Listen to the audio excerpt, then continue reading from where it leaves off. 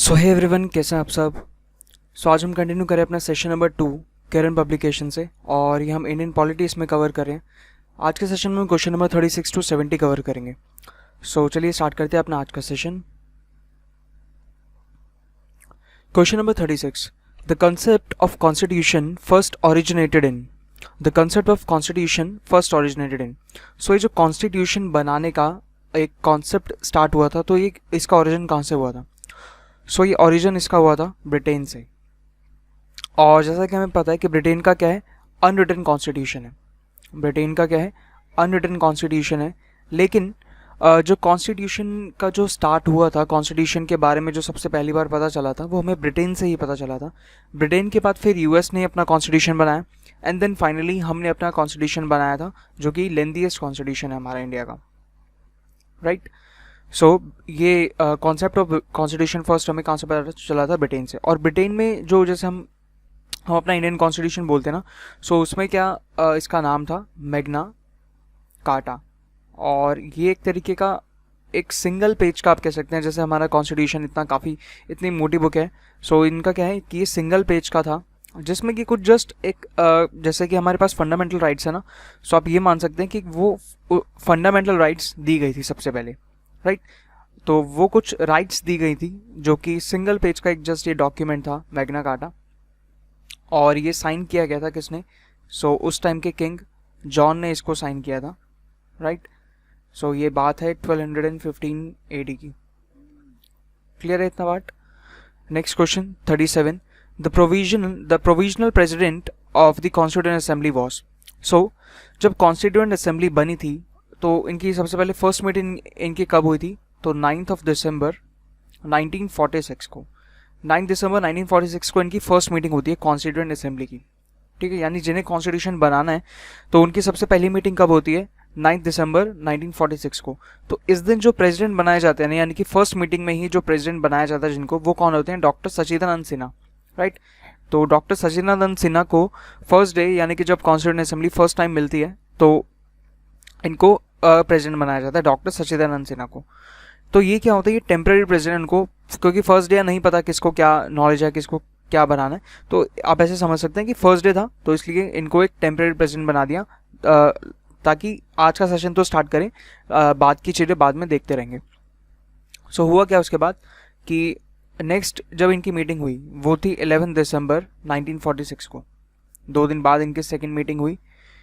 तो उसमें जो परमानेंट प्रेसिडेंट फिर बना दिया गया था किसको, डॉक्टर राजेंद्र प्रसाद को, राइट। डॉक्टर राजेंद्र प्रसाद को परमानेंट प्रेसिडेंट बना दिया गया था 11 दिसंबर 1946 को, जो उनकी सेकंड मीटिंग हुई थी किसकी, कॉन्स्टिट्यूएंट असेंबली की।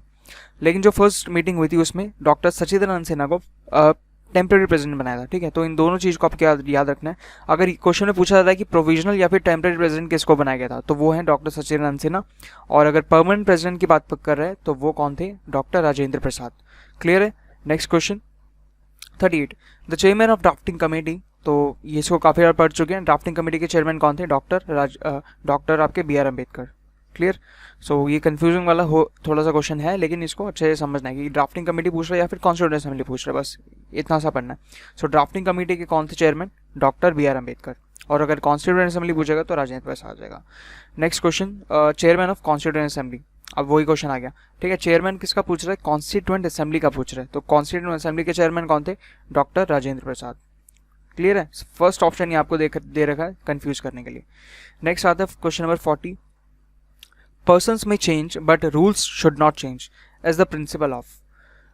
जैसा कि हमें इसको पढ़ के समझ आ रहा है कि पर्सन्स में चेंज, तो पर्सन से यहाँ पे आप रिलेट कर सकते हैं कि गवर्नमेंट को, राइट। गवर्नमेंट चेंज होती है, लेकिन क्या है, रूल्स शुड नॉट चेंज। ये बात कर रहा है कि जहाँ पर कॉन्स्टिट्यूशनल गवर्नमेंट होता है, यानी कि जिनके पास कॉन्स्टिट्यूशन है अपना, रिटर्न है या अनरिटर्न है, उससे मतलब नहीं है, लेकिन अगर कॉन्स्टिट्यूशन है और इसमें भी रिटर्न वाला जो है वो प्रेफर होता है। अगर कॉन्स्टिट्यूशन है किसी कंट्री का, तो वहाँ पे क्या होगा कि गवर्नमेंट आएगी और गवर्नमेंट जाएगी, ठीक है। एक गवर्नमेंट आएगी तो दूसरी जाएगी, दूसरी आएगी, तीसरी जाएगी। गवर्नमेंट चेंज हो सकती है, लेकिन जो एक लॉ बना हुआ, एक जो बेसिक लॉ बना हुआ है ना, वो अपने पास क्या है, वो कॉन्स्टिट्यूशन है, तो वो अपने पास रहेगा। यानी कि जो रूल्स बने हुए हैं, लॉज बने हुए हैं, वो चेंज नहीं होंगे। पर्सन्स में चेंज, यानी कि गवर्नमेंट में change but rule should not change. तो ये कहाँ पे, ये किसका प्रिंसिपल है, तो ये है कॉन्स्टिट्यूशनल गवर्नमेंट का, यानी वो गवर्नमेंट, वो सॉर्ट ऑफ स्टेट जहाँ पे क्या है, कॉन्स्टिट्यूशन है जिनका अपना, राइट। क्लियर है इतना बात। Next 41, the constituent assembly of India was set up under. So ये हमने डिस्कस किया था, कॉन्स्टिट्यूएंट असेंबली कौन से किसके अंडर सेटअप हुई थी, तो ये constituent assembly was set up under cabinet mission plan. Cabinet mission plan आया था 1946 में, जुलाई में, है ना। उसके बाद ही ये सेटअप हुई थी और इनकी फर्स्ट मीटिंग फिर कब हो गई थी, दिसंबर 1946 में इनकी फर्स्ट मीटिंग भी हो गई थी। क्लियर है। Next 42, the two basic principles of the liberal theory of democracy as emphasised by John Locke. तो जॉन लॉक बहुत ही अच्छे के हैं, बहुत ही मतलब जो है कि आप कह सकते हैं कि ये पायनियर फिलोसोफर्स थे जिन्होंने मतलब एक हमें बेसिक अंडरस्टैंडिंग दी है किसकी, पॉलिटिक्स के बारे में, ठीक है। पॉलिटी के बारे में जो बेसिक अंडरस्टैंडिंग दी है वो इन्हीं लोगों ने दी है। जॉन लॉक हो गए आपके, एरिस्टोटल, सोक्रेटिस, ठीक है। तो ये सब लोग हैं जिन्होंने एक बेसिक अंडरस्टैंडिंग दी है पॉलिटी के बारे में। तो ये काफ़ी मतलब अच्छे लेवल के फिलोसोफर्स हुआ करते थे। सो इन्होंने जो इनका बेसिक प्रिंसिपल था लिबरल थ्योरी, लिबरल थ्योरी का सिंपल सा मीनिंग है लिबर्टी से, लिबरल मीन्स लिबर्टी से, फ्रीडम से इसका सिंपल रिलेशन है। सो ये एक डेमोक्रेसी में इसका क्या मतलब होना चाहिए, सो ये रिलेट करता है at universal adult franchise and right to property. मतलब इनके दो थे, एक तो इकोनॉमिक लिबर्टी, एक तो इकोनॉमिक लिबर्टी के बारे में कहते थे, और सेकंड जो था ना वो था इनका इंटेलेक्चुअल लिबर्टी। इससे क्या मतलब है इनका कि फ्रीडम ऑफ कंसाइंस, यानी कि you have to choose what is right and what is wrong for you. So this liberty, you should have this liberty. एक अगर डेमोक्रेटिक कंट्री में है तो we should have this liberty to choose what is right and what is wrong for us. So ये आता है किसके अंदर, इंटेलेक्चुअल लिबर्टी के अंदर, कि हमें चूज़ करना है कि कौन हमारे लिए सही है। तो ये गवर्नमेंट के पर्सपेक्टिव से है कि हम जैसे हम गवर्नमेंट चूज़ करते हैं ना, एक डेमोक्रेसी में हम गवर्नमेंट खुद से हम चूज़ करते हैं, हम अपने रिप्रेजेंटेटिव्स को चूज़ करते हैं। सो ये पार्ट आता है किसके अंदर, इंटेलेक्चुअल लिबर्टी का। इतना डिटेल में नहीं जाना हमें बस इतना याद रखना है कि मेन जो ये लिबरल थ्योरी के बारे में बात कर रहे हैं वो किस थ्योरी रिलेट करती है, फ्रीडम से। एंड फ्रीडम प्लस पार्टिसिपेशन आप मान सकते हो, फ्रीडम प्लस पार्टिसिपेशन, यानी कि गवर्नमेंट में ना जितने भी गवर्नमेंट डिसीजन ले रही है, वो डेमोक्रेसी में क्या होता है कि गवर्नमेंट जितने भी डिसीजन ले रही है वो एक मतलब अकेले नहीं ले सकती, उसमें क्या होना चाहिए, कंट्रीब्यूशन होना चाहिए किसका, सिटीजन्स का भी उसमें कुछ कंट्रीब्यूशन होना चाहिए। तो डेमोक्रेसी में जैसे क्या होता है, हाउस ऑफ पीपल में, यानी अपने जो लोकसभा है उसके अंदर क्या होता है, कोई भी अगर बिल आ रहा है, कोई भी अगर लॉ बन रहा है, तो उसमें क्या होता है, एक डिस्कशन होती है और डिस्कशंस करते हैं। जैसे बिल प्रेजेंट करने वाले कौन होते हैं, वही लोग होते हैं जिनको हमने जो हमारे रिप्रेजेंटेटिव्स हैं, जिनको हमने इलेक्ट करके आगे भेजा है, और हमारे वो क्या है, रिप्रेजेंटेटिव्स हैं। सो वो लोग कोई बिल अगर ला रहे हैं, कोई भी लॉ लेजिस्लेशन वो बना रहे हैं, उसमें क्या होता है कि प्रॉपर तरीके से क्या होता है, उसमें बहस होती है पहले, ठीक है, प्रॉपर तरीके से उसमें डिबेट चलती है कि उसमें फिर पॉइंट्स देखे जाते हैं कि ये सही है, इम्प्लीमेंट करना चाहिए, नहीं करना चाहिए। सो इस तरीके से ये सब चीज़ें होती हैं। तो डेमोक्रेसी में क्या होना चाहिए, universal adult franchise and right to property, यानी राइट टू प्रॉपर्टी से आपका ये प्रॉपर्टी जो है, ये घर वाला प्रॉपर्टी सिर्फ नहीं है, इसमें आपका सब कुछ आता है, यानी कि जो आपका पब्लिक प्रॉपर्टी आता है, ठीक है, पब्लिक प्रॉपर्टी इसमें आ गया, और प्लस जो हाउसेज वगैरह हैं वो भी इसमें आ गया। और ठीक है, तो ये चीज़ क्लियर है कि एक प्रॉपर्टी यानी कि एक आपके पास एक बेसिक रिसोर्सेज, बेसिक इंफ्रास्ट्रक्चर आपके पास होना चाहिए, ठीक है।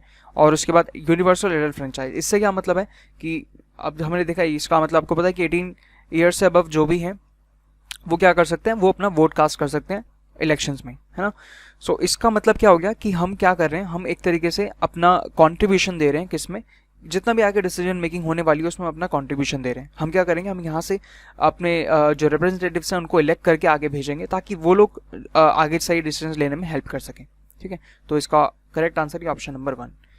Next 43, cabinet system and collective responsibility is the contribution of. तो कैबिनेट सिस्टम कहाँ से लिया है हमने, ये कॉन्ट्रीब्यूशन किसका है, तो ब्रिटेन से हमने इसको पिकअप किया है ना। तो हमने कहाँ से पिक किया इसको, ब्रिटेन से। कैबिनेट सिस्टम और कलेक्टिव रिस्पॉन्सिबिलिटी, कलेक्टिव रिस्पॉन्सिबिलिटी का मतलब क्या है यहाँ पे, यानी कि रिस्पॉन्सिबल, यानी जो काउंसिल ऑफ मिनिस्टर है, काउंसिल ऑफ मिनिस्टर्स जो है वो किसके लिए वो किसको रिस्पॉन्सिबल रहेगी, हाउस ऑफ कॉमन्स को, यानी कि लोकसभा। क्लियर है, तो ये इनकी कलेक्टिव रिस्पॉन्सिबिलिटी बनती है। और उसके बाद ये कैबिनेट सिस्टम जो है ये हमने कहाँ से लिया है, ब्रिटेन से लिया है। Next 44, direct democracy is a system of government in which. तो हमने कल डिस्कस किया था इसके बारे में कि डायरेक्ट डेमोक्रेसी कौन सी है, जिसमें जितने भी लेजिस्लेशन बन रहे हैं, ठीक है, जितना भी आपके लॉज बन रहे हैं उसमें क्या है कि पीपल डायरेक्टली इलेक्ट करते हैं, मतलब पीपल डायरेक्टली उसमें वोट अपना कास्ट कर रहे हैं। अभी हम जैसे हमारे यहाँ पे क्या है, हमारे यहाँ पे इनडायरेक्ट डेमोक्रेसी है ना। हमने क्या किया, हमने किसी को जैसे हमने किसी को वोट दिया, फिर वो क्या है, वो हमारा एक रिप्रेजेंटेटिव बन गया और वो फिर लोकसभा में जाके बैठेगा और जितने भी बिल्स होंगे उसमें अपना वोट देगा वो। क्लियर है, ये किसका, ये इनडायरेक्ट डेमोक्रेसी का पार्ट है। लेकिन डायरेक्ट डेमोक्रेसी में क्या होता है कि जो सिटीजन्स होते हैं ना, हर एक सिटीजन के पास ये पावर होती है कि वो अपना डायरेक्ट वोट कास्ट कर सके, जितना भी लाइक पॉलिसी मेकिंग है या फिर एडमिनिस्ट्रेशन ऑफ द कंट्री है। ठीक है, तो ऑप्शन नंबर 3 इसका करेक्ट आंसर हो जाएगा। Next 45, in India legal sovereignty is vested with. So legal sovereignty क्या है, सबसे पहले तो ये जो वर्ड है सॉवरेनिटी, इसका मतलब पता ही होगा आप सबको कि लाइक इसका हिंदी ट्रांसलेशन क्या है, स्वयं प्रभुता। स्वयं प्रभुता यानी कि फ्रीडम, एक तरीके से आप कह सकते हैं कि फ्रीडम है in terms of decision making, और आपका जो लेजिस्लेशन है उसके पास, लेजिस्लेशन आपका जो लेजिस्लेचर है उसमें, एंड प्लस जितना भी आप डिसीजन ले रहे हैं उसमें आपके पास कंप्लीट फ्रीडम है। मतलब आपको किसी से कंसल्ट करने की ज़रूरत नहीं है, आपको किसी से कुछ गाइडेंस लेने की ज़रूरत नहीं है, आपके पास कंप्लीट फ्रीडम है। तो ये होता है सॉवरेनिटी। और लीगल सॉवरेनिटी का मतलब क्या है कि लीगल मैटर्स में आपको किसी से डिस्कस करने की ज़रूरत नहीं है। आप मतलब डिस्कस इन द सेंस कि जैसे अगर लीगल सॉवरेनिटी क्या है, अब यहाँ पे हमारे जुडिशरी के पास है ना। तो जुडिशरी हम यहाँ पे सिंपली बात करें सुप्रीम कोर्ट की, जुडिशरी से हम क्या बात करें, सुप्रीम कोर्ट की। तो सुप्रीम कोर्ट को क्या है कि किसी अपने सबॉर्डिनेट कोर्ट से या फिर किसी गवर्नमेंट फॉर्म ऑफ गवर्नमेंट से इनको क्या है सलाह लेने की ज़रूरत नहीं है। सुप्रीम कोर्ट में क्या होना चाहिए, जैसे हमारे चीफ जस्टिस हैं, तो चीफ जस्टिस प्लस जो हमारा पूरा बेंच ऑफ क्या है अपना जजेस है, तो वो सब बैठ के डिसीजन लेंगे, उनको थर्ड पार्टी से किसी से कंसल्ट करने की ज़रूरत नहीं है। तो ये हो गया लीगल सॉवरेनिटी, और ये किसके पास है, हमारे जुडिशरी के पास है, यानी कि सुप्रीम कोर्ट के पास है। Clear. Next question 46, who was the president of the constituent assembly of India. तो कॉन्स्टिट्यूएंट असेंबली के प्रेसिडेंट कौन थे, doctor Rajendra Prasad. Next question 47, who was the chairman of drafting committee, doctor B R Ambedkar.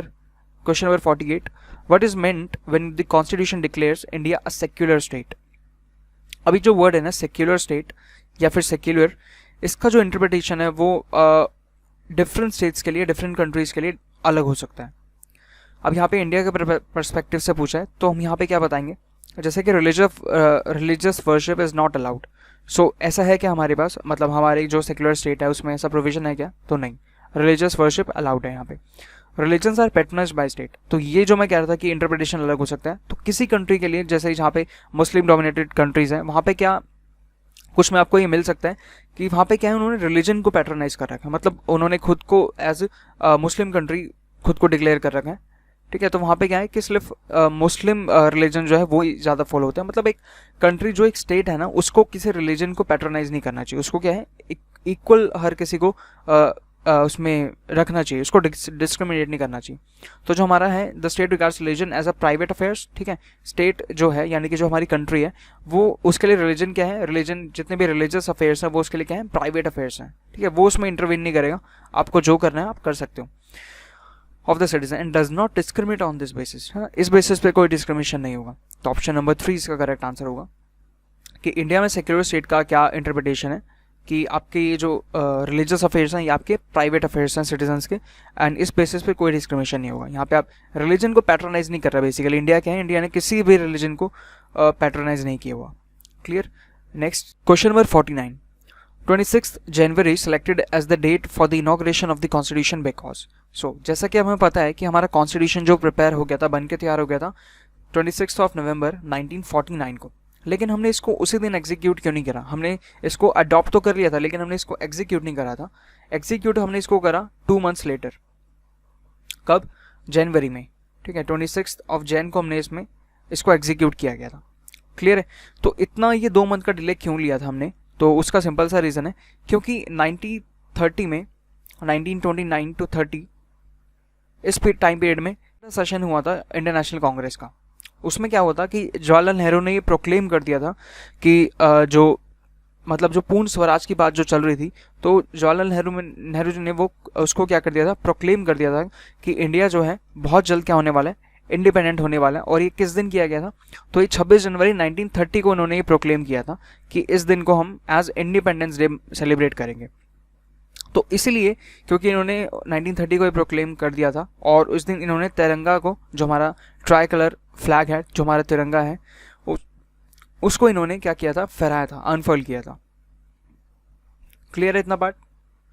तो इसीलिए इन्होंने इस डेट को चूज़ किया कि जब हमने इसी डेट को इंडिपेंडेंस डे बनाया था, तो हम इसी दिन अपने जो कॉन्स्टिट्यूशन है, क्योंकि कॉन्स्टिट्यूशन बन गया, इसका मतलब हम बहुत ज़्यादा क्लोज हैं किससे? इंडिपेंडेंस के। इंडिपेंडेंस हमें जो थी वो हमें 1947 में मिली थी, यानी कि नेक्स्ट ईयर। मतलब कॉन्स्टिट्यूशन हमारा प्रिपेयर हो गया, तो हम बहुत ज़्यादा किसके थे? क्लोज थे अपने अब इंडिपेंडेंस मिलने के, है ना। 1946 में हमारा कॉन्स्टिट्यूशन प्रिपेयर हो गया था, तो मतलब कि हम बिल्कुल अब रेडी हैं, हम मतलब बिल्कुल एकदम तैयार हो चुके हैं, हम संभाल सकते हैं अपना जो हमारा कंट्री है, हम उसको खुद अब संभाल सकते हैं, ठीक है, हम सेल्फ गवर्न कर सकते हैं उसको। सो उसके बाद हमें 1947 में इंडिपेंडेंस मिल गया था, right. So next question 50, the unitary system of government possesses which of the following. अब हमने फर्स्ट सेशन में अपना ही समझा था यूनिटरी और अपना क्या, यूनिटरी और फेडरल सिस्टम, है ना। सो यूनिटरी सिस्टम में क्या होता है कि सारी पावर्स किसके पास होती हैं? सारी टोटल मतलब जितनी पावर्स हैं 100% आप कह सकते हैं 100% पावर्स किसके पास होती हैं? यूनियन गवर्नमेंट के पास होती हैं। स्टेट गवर्नमेंट क्या होता है? बस उसको जस्ट फॉलो करना होता है, जितना भी लेजिस्लेशन उसने बनाया है, जितने भी लॉज वो लेके आई हैं, उनको जस्ट फिर क्या करना होता है? एग्जीक्यूट करना होता है और फॉलो करना होता है। जितनी भी पावर होती है वो किसके पास होती है? यूनियन गवर्नमेंट के पास होती है, यूनिटरी सिस्टम में।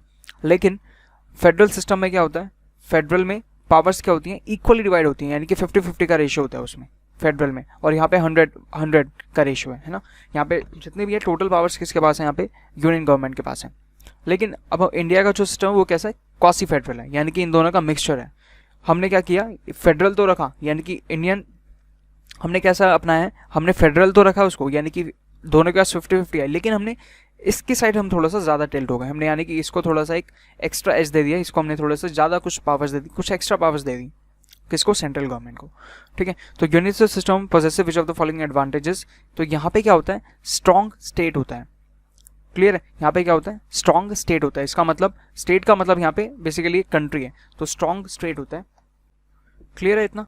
विच one of the following is not an element of state. So ये भी इंपॉर्टेंट चीज़ है एक, कि एलिमेंट ऑफ स्टेट्स आपको समझना पड़ेगा। स्टेट्स के बेसिकली 4 एलिमेंट्स होते हैं, ठीक है। स्टेट यानी कि आप स्टेट को कंट्री भी बोल सकते हैं हम यहाँ पे, ठीक है। स्टेट को यहाँ पे एज कंट्री रेफर किया है। सो स्टेट क्या है? स्टेट यानी कि स्टेट्स में क्या होते हैं? 4 एलिमेंट्स होते हैं, यानी कि अगर इन 4 में से एक भी एलिमेंट अगर मिस हो रहा है तो वो एक स्टेट यानी कि कंट्री वो नहीं बन सकता। फिर उसमें क्या क्या होना चाहिए?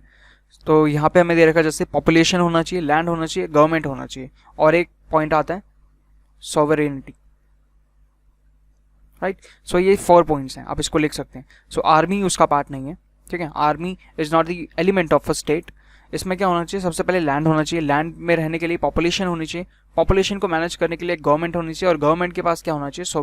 गवर्नमेंट कैसी होनी चाहिए? सॉवरेन होनी चाहिए, यानी कि सेल्फ डिपेंडेंट होनी चाहिए, उसको किसी से कंसल्ट करने के लिए की ज़रूरत नहीं होनी चाहिए। क्लियर है?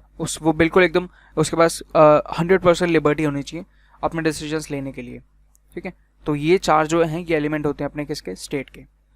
Next 52, who was the chairman of drafting committee? B.R. Ambedkar. Next, concept of sovereign parliament originated in.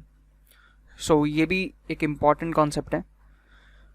Sovereign parliament का मतलब क्या है? पार्लियामेंट का काम क्या है? मतलब पार्लियामेंट कौन सी बॉडी है जो क्या बना रही है? लेजिस्लेशन जो बना रही है, राइट। जो लॉज वाला काम जो संभाल रही है वो कौन सी बॉडी हो गई? वो हमारा पार्लियामेंट हो गया, ठीक है। यानी ये लेजिस्लेचर हमारा क्या है? पार्लियामेंट हो गया। अब पार्लियामेंट को सॉवरेन करना है, यानी कि इसको क्या देना? कंप्लीट लिबर्टी देना, ठीक है। पार्लियामेंट को सॉवरेन करना मतलब कंप्लीट लिबर्टी देना। सो ये कहाँ पे है ना? ये हमारे यहाँ पे नहीं है। अभी हम देख लेते हैं। ये जो कॉन्सेप्ट था ना, ये इंग्लैंड में ओरिजिन हुआ था।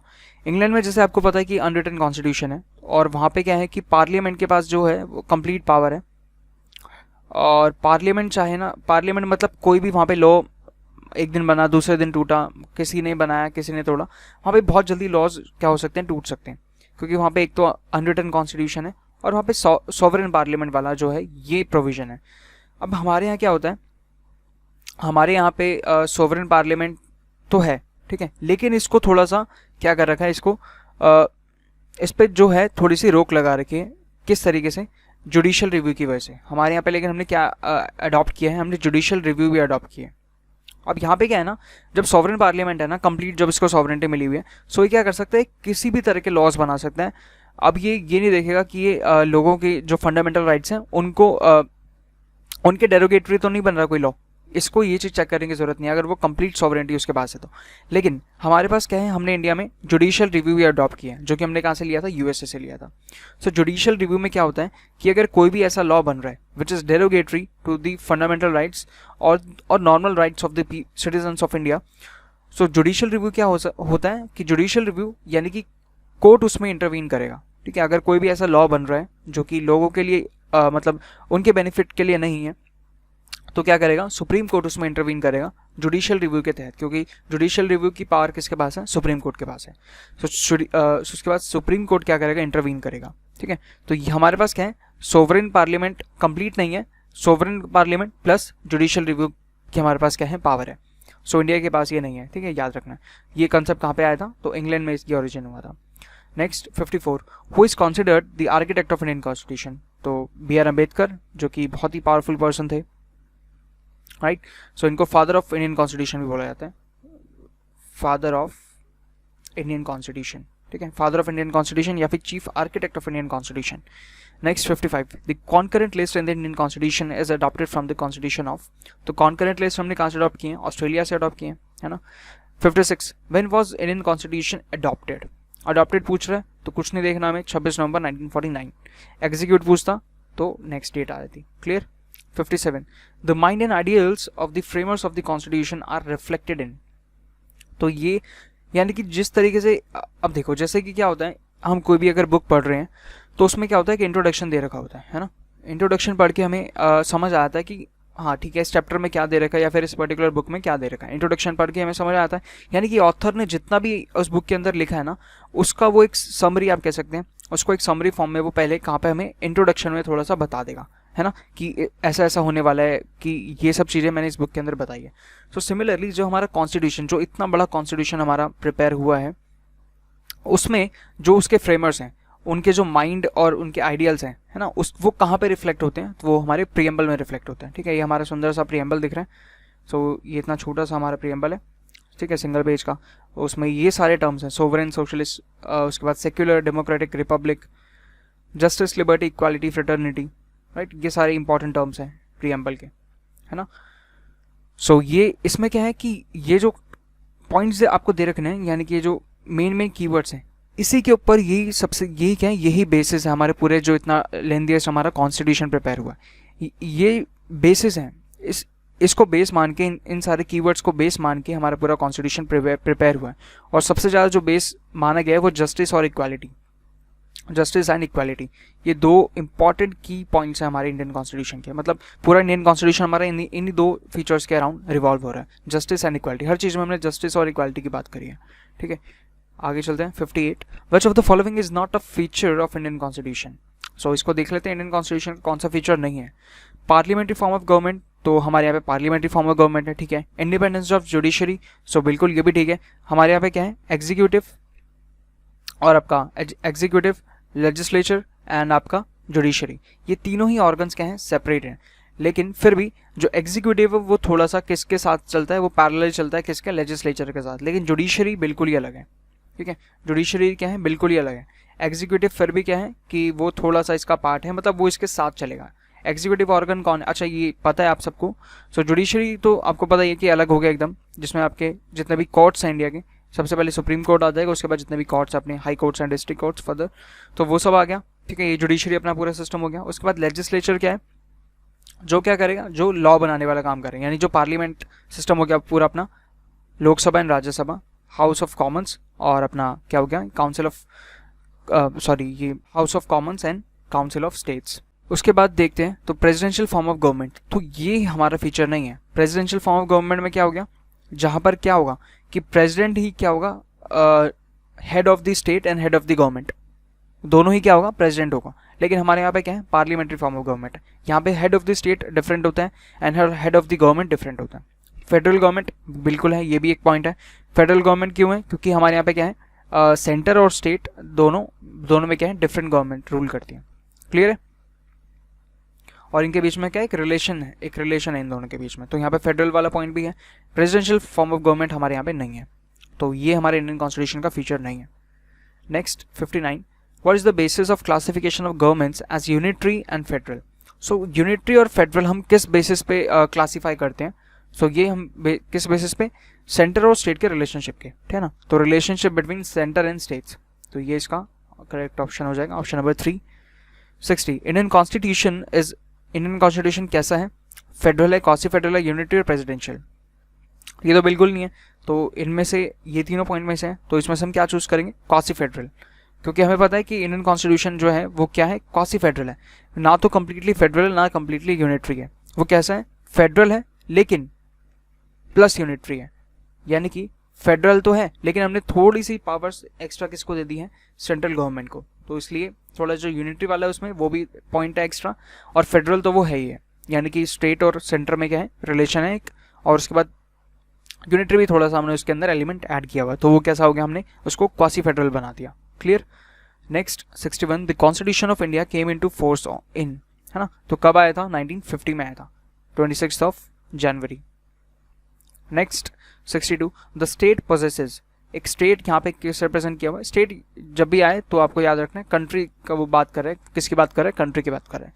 The state possesses only external sovereignty, internal sovereignty, both internal and external, तो आंसर हो जाएगा option number 3, both internal and external sovereignty, है ना। यानी कि जब हमें कोई भी जब डिसीजन लेना, अब हम क्या है, कंप्लीटली सोवरेन, हमारे इंडियन कॉन्स्टिट्यूशन में क्या लिखा हुआ प्रीएम्बल में कि हम क्या है, सोवरेन स्टेट है ना, हम क्या है, सोवरेन स्टेट है, तो हमें क्या है, कंप्लीट इंडिपेंडेंस है, हमें किसी से कंसल्ट करने की जरूरत नहीं है। कोई भी हमारा, अगर हम लॉ बना रहे हैं, कुछ भी बना रहे हैं, हम कोई भी डिसीजन ले रहे हैं हम अपनी कंट्री से, कंट्री के रिलेटेड, तो हमें उससे किसी की डिस्कशन करने की जरूरत नहीं है किसी के साथ। तो हम क्या एंजॉय कर रहे हैं, बोथ इंटरनल, ना तो इंटरनल कुछ डिस्कशन करनी है किसी स्टेट के साथ पर्टिकुलरली, और ना ही एक्सटर्नल, तो both internal and external sovereignty हम एंजॉय करते हैं। ठीक है। Next 63, the government of India act was based on, so government of India act किस पे बेस्ड था, ये था साइमन कमीशन पे, राइट। साइमन कमीशन आया था, तो उसी को बेसिस मान के क्या उस टाइम फिर क्या प्रिपेयर किया गया था, गवर्नमेंट ऑफ इंडिया एक्ट 1935, उसी के बेसिस पे प्रिपेयर किया गया था, जिसमें कि ये जो था बेसिकली आप इसको इस तरीके से समझ सकते हैं कि इसमें एक मेजर जो हम इस पॉइंट में पढ़ते हैं ना, गवर्नमेंट ऑफ इंडिया एक्ट 1935 में, वो ये चीज़ आई थी, इन्होंने क्या किया था, इन्होंने प्रोविंशियल ऑटोनॉमी करी थी। एक तो प्रोविंशियल ऑटोनॉमी यानी कि क्या कर दिया था कि इन्होंने बोला था कि अभी जो आपका है, मतलब जो इंडिया है, उस पर जो रूल करेगा, मतलब गवर्निंग बॉडी उसकी जो होगी वो ब्रिटिश ही होगा। लेकिन आपको क्या हमने दे दिया, जितने भी प्रोविंसेस हैं ना, उसमें आपकी क्या है, उसमें आप लोग को हमने ऑटोनॉमी दे दी, यानी उसमें आप जिस तरीके से चाहें आप गवर्न कर सकते हैं। लेकिन फिर भी जो मेन जो पावर एक्सरसाइज करेगा वो कौन करेगा, ब्रिटिश ही करेगा। यानी जो ब्रिटिश काउंसिल है आपका, जो ब्रिटिश पार्लियामेंट है, वही आपके लॉज को क्या करेगा, वेरीफाई करेगा कि ये आना चाहिए नहीं आना चाहिए। वो चाहे तो किसी भी लॉ को डिनाई कर सकता है। तो ये इस तरीके से था ये। तो जितने भी लोग थे वो सब मोस्टली इसके अगेंस्ट ही थे, लेकिन डॉक्टर बी आर अम्बेडकर जो थे और भी एक दो लोग थे जो इसके फेवर में थे कि चलो एटलीस्ट कुछ तो आया, मतलब हमें कुछ तो थोड़ी बहुत तो फ्रीडम मिली। अभी तो क्या था, हमें लॉज बनाने की फ्रीडम नहीं थी, है ना। लेकिन गवर्नमेंट ऑफ इंडिया एक्ट आने के बाद क्या था कि हमें एटलीस्ट इतना तो मिला कि हम एटलीस्ट अपने लिए कुछ तो लॉज बना सकते हैं, है ना। अभी तो क्या था कि जो भी कुछ इंप्लीमेंट कर रहा है ब्रिटिश पार्लियामेंट इंप्लीमेंट कर रहा है। लेकिन अभी क्या था कि प्रोविंसेस में एटलीस्ट हमें ऑटोनॉमी मिल गई थी कि एटलीस्ट प्रोविंसेस में अगर हमें कुछ करना है अपने हिसाब से डिसीजन हम ले सकते थे। तो ये चीज़ मिलती, लेकिन ये किसी को भी एक्सेप्ट नहीं था ये कि ऐसा होए। तो साइमन कमीशन किस पे गवर्नमेंट ऑफ इंडिया किस पे बेस्ड था, साइमन कमीशन पे। Next 64, how describe the government of India act 19 as a new charter of bondage. तो ये भी अगेन वही क्वेश्चन था कि हमने इसको, मतलब हम चाह नहीं रहे थे इसको, डिस्पाइट हमारे बहुत हमने इसको मना किया, लेकिन फिर भी हमारे पास क्या है, एक तरीके से हमारे को थोपा गया था कि रखो आप इतना, आप रखो, हम आपको दे रहे हैं फालतू में इतनी चीज़। अभी जैसे हमने अभी तो क्या है कि हम खुद ही रूल कर रहे हैं, अब आपको हम थोड़ी बहुत चीज़ दे रहे हैं, थोड़ी बहुत पावर्स दे रहे हैं, तो आप उसको रखो, अब उसको वेस्ट मत जान दो। तो ये हमारे पास एक तरीके से थोपा गया था, एक तरीके से हमारे पास बॉन्डेज थी। तो ये किसने कहा था, ये पंडित नेहरू ने कहा था। Clear. Next 65, who is custodian of Indian constitution. अच्छा क्वेश्चन है, काफ़ी इंपॉर्टेंट है। तो कस्टोडियन ऑफ इंडियन कॉन्स्टिट्यूशन कौन है? यानी इंडियन कॉन्स्टिट्यूशन का रखवाला, इंडियन कॉन्स्टिट्यूशन की देखभाल, यानी उसको जो प्रोटेक्ट करेगा वो कौन है? वो है अपना चीफ जस्टिस ऑफ इंडिया। और इससे हमारा क्या मतलब है? Supreme court. Chief justice of India कौन है? तो वो रिप्रेजेंट कर रहे हैं किसको? सुप्रीम कोर्ट को। वो एक मतलब एज यहाँ पे चीफ जस्टिस ऑफ इंडिया को आप समझना, यहाँ पे हम इनको एज एंटिटी बात नहीं कर रहे, हम यहाँ पे इनको मतलब एज पर्सन यहाँ पे बात नहीं कर रहे, बिल्कुल भी नहीं, हम एज पर्सन यहाँ पे बात कर रहे। यानी कि चीफ जस्टिस ऑफ इंडिया जो है उनके पास ये मतलब वो कस्टोडियन नहीं है, सुप्रीम कोर्ट कस्टोडियन है। और क्योंकि सुप्रीम कोर्ट को रिप्रेजेंट कौन करता है? तो chief justice of India represent करते हैं, इसलिए यहाँ पे इस क्वेश्चन का करेक्ट आंसर क्या होगा? Chief justice of India. अगर हमारे पास ऑप्शन में सुप्रीम कोर्ट होता कहीं पे भी तो हम सुप्रीम कोर्ट मार्क करते। क्लियर? नेक्स्ट अपना 66, which of the following is an essential element of the state? So किसी भी स्टेट में एसेंशियल एलिमेंट कौन सा होगा? सो सारे ही एसेंशियल होने चाहिए, क्योंकि हमने पढ़ा था कि कोई भी अगर एक एलिमेंट मिसिंग होगा तो वो स्टेट कॉन्स्टिट्यूट करेगा ही नहीं, है ना। तो sovereignty, government, territory, all of these. Clear? Next 67, which is the most important system in democracy? So most important system एक डेमोक्रेसी में क्या होता है? So that is political system. Political system में आपका सारा सब जितने भी सिस्टम्स हैं सब कुछ आता है, यानी कि आपके इसमें गवर्नमेंट भी आ गई और जितनी भी अगर पॉलिटिकल पार्टीज हैं वो सब भी आ गई, आपके ये ट्रेड यूनियंस भी आ गई, मतलब सब कुछ जितना भी एक पॉलिटिकल एक कॉन्स्टिट्यूट कर रहा है एक कंट्री में, एक स्टेट में, वो सब कुछ किसके अंदर आ गया? एक पॉलिटिकल सिस्टम के अंदर आ गया। तो मोस्ट इंपॉर्टेंट सिस्टम क्या है डेमोक्रेसी का? That is political system. Clear? Next 68, where do you find the ideals of Indian democracy in the constitution? तो ये हमें कहाँ पे देखने को मिलता है? हमारे प्रीएम्बल में। हमारे प्रीएम्बल में ही बड़ा बड़ा हमने क्या लिखा हुआ है कि इंडिया क्या है? एक डेमोक्रेटिक स्टेट है, ठीक है, एक डेमोक्रेटिक है, डेमोक्रेसी है हम। तो ये हमें कहाँ से पता चलता है? प्रीएम्बल से। Next question, the state operates through. तो एक स्टेट को ऑपरेट कौन करता है? Political party, party president, government और प्रेसिडेंट। तो एक स्टेट को ऑपरेट करता है गवर्नमेंट, यानी कि एक गवर्नमेंट सिस्टम पूरा जो है वो स्टेट को ऑपरेट करता है, ठीक है। इनमें से कुछ और अदर ऑप्शंस नहीं होंगे। पॉलिटिकल पार्टी नहीं करेगी, है ना। लोग क्या हो सकते हैं यहाँ पे हम कंफ्यूज हो सकते हैं कि पॉलिटिकल पार्टी करेगी क्या? तो नहीं, पॉलिटिकल पार्टी नहीं करेगी, गवर्नमेंट एक स्टेट को ऑपरेट करेगी। Next 70, when was the first central legislative assembly constituted? So ये क्वेश्चन जो है ये सेंट्रल लेजिस्लेटिव असेंबली, ये से हमारा सिंपल सा मतलब है ये हमारी फर्स्ट, आप जो कह सकते हैं जैसे हमारा पार्लियामेंट है ना। पार्लियामेंट में हमारे पास जैसे हमें पता है लोकसभा है, राज्यसभा है, तो हमने इसको अपनी तरफ से नाम देते थे। पहले इसको क्या बोलते थे? हाउस ऑफ कॉमन्स बोलते थे, क्योंकि ब्रिटिश इंडिया में जब हम थे। सो जब हमें इंडियंस को सबसे पहली बार रिप्रेजेंटेशन मिला था ना किसके अंदर? लोकसभा के अंदर, यानी लोअर हाउस में जो हमें सबसे पहले बार रिप्रेजेंटेशन मिला था 1919 में, उसमें जो हमें हाउस ऑफ कॉमन्स या फिर हाउस ऑफ पीपल कह सकते हैं, जो हमें मिला था ना, तो उसको बेसिकली हम क्या सेंट्रल लेजिस्लेटिव असेंबली उस टाइम उसको कहा गया था।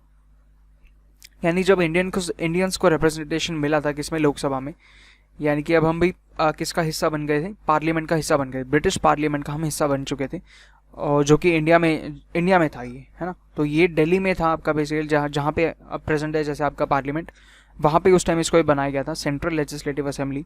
और उसमें क्या था कि इंडियंस को रिप्रेजेंटेशन मिला था, ठीक है, कि इंडियंस वहाँ पे पार्लियामेंट में बैठ रहे हैं और वो अपने जो भी लेजिस्लेशन है उसको बना रहे हैं, ठीक है। तो ये एक तरीके से आप कह सकते हैं कि शुरुआत कर दी गई थी कि सेल्फ गवर्नमेंट अब इंडिया में आएगी और इंडियंस ही क्या करेंगे? इंडियन सेल्फ गवर्न करेंगे। तो ये बेसिकली वहाँ पे इसकी शुरुआत हो चुकी थी। तो ये आपका इसका आंसर हो जाएगा 1920, ठीक है। 1990 में इसकी ये मतलब ये स्टार्ट हुआ था सब ये पूरा प्रोसीजर, जिसमें आपको मॉन्टेग्यू डिक्लेरेशन आया था ना। मॉन्टेग्यू डिक्लेरेशन जब हम अभी मॉडर्न पढ़ेंगे तो उसमें देख लेंगे इसको। मॉन्टेग्यू डिक्लेरेशन में क्या था, सिंपल सा समझो कि इसमें हमें ये पॉइंट्स दे दिए गए थे कि अब हम धीरे धीरे करके मतलब ग्रेजुअली अब हम इंडिया को क्या कर रहे हैं? सेल्फ डिपेंडेंट बना रहे हैं, है ना। तो सेल्फ गवर्नमेंट यहाँ पे स्टार्ट हो गया था, मतलब सेल्फ गवर्निंग के लिए जो इंस्टीट्यूशंस थे वो बेसिकली यहाँ पे सेटअप होना स्टार्ट हो गए थे। कब? 1990 मॉन्टेग्यू डिक्लेरेशन के बाद, है ना। इसको मॉन्टेग्यू चेम्सफोर्ड डिक्लेरेशन बोलते हैं पूरा इसको, है ना। सो इस डिक्लेरेशन ये कब आया था, 1919 में आया था। तो इसके बाद ही हमें सबसे पहला जो इंस्टीट्यूशन मिला, सबसे पहले जो इंफ्रास्ट्रक्चर मिला वो यही मिला, सेंट्रल लेजिस्लेटिव असेंबली, जो कि क्या थी, लोअर हाउस था। किसके लिए, इंडियंस के लिए, मतलब इंडियंस को क्या करें, इंडियंस भी रिप्रेजेंट कर रहे हैं, इंडियंस भी उसमें एक पार्ट बन रहे हैं लेजिस्लेचर का। क्लियर है। सो ये इसी के साथ हमारा आज का ये 70 क्वेश्चंस कंप्लीट होते हैं, आज के 35 क्वेश्चंस कंप्लीट होते हैं। सो अगर आपको सेशन अच्छा लगा हो, आपको कुछ सीखने को मिला, तो आप इसको सेशन को लाइक कर सकते हैं, शेयर कर सकते हैं, और चैनल को ज़रूर सब्सक्राइब कर लेना अगर अभी तक आपने चैनल को सब्सक्राइब नहीं किया है तो। और आप लोग हमारी वेबसाइट edimo.in को विजिट कर सकते हैं। हमारे टेलीग्राम चैनल को भी ज़रूर ज्वाइन कर लेना, एडिमो ऑफिशियल को। जितने भी अपडेट्स होती हैं, डेली कोर्सेज भी हम यहाँ पे फॉरवर्ड करते रहते हैं, तो आप उनको भी प्रैक्टिस कर सकते हैं। ठीक है। सो इतना ही रखते हैं अपना आज का session. Thank you guys, thanks for watching this session. जय हिंद।